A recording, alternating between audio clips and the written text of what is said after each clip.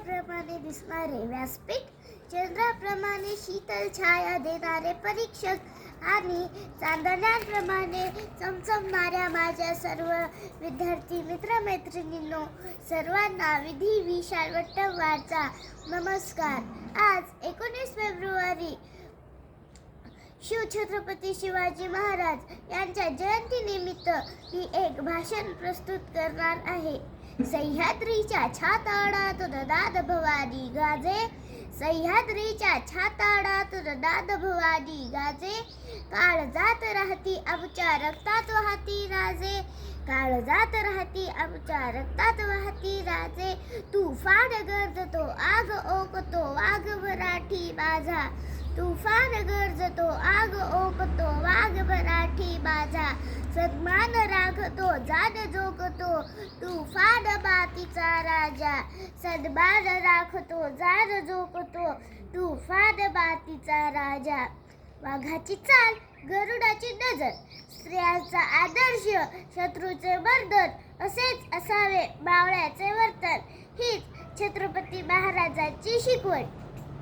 ताजमहल जर प्रेमाची निशाणी आहे, ताजमहल जर प्रेमाची निशाणी आहे, तर शिवनेरी किल्ला ही एका सिंहाची कहाणी आहे, तर शिवनेरी किल्ला ही एका सिंहाची कहाणी आहे.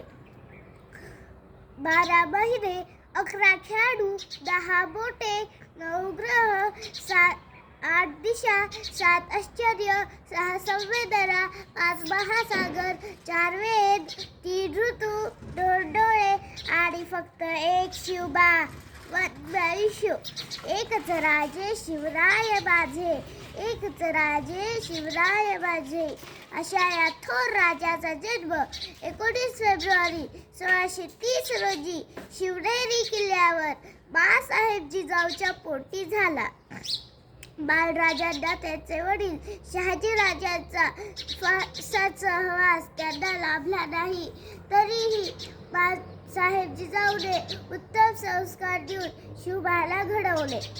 बालवयातच त्यांनी स्वराज्य स्थापन करण्याचे अवघड स्वप्न पाहिले. शिवाजी मावळ्याच्या मदतीने, माता जिजाऊच्या आशीर्वादाने व मार्गदर्शनाने ते पूर्णही केले. शिवाजी महाराज हे अष्टपैलू सर्वगुण संपन्न व्यक्तिमत्व होते. त्यांनी प्रजेवर अन्याय व अत्याचार करणाऱ्या शत्रूंचा बंदोबस्त केला.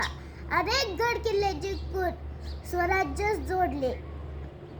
त्यांनी मुघलांना शक्तीपेक्षा युक्तीने हरवले.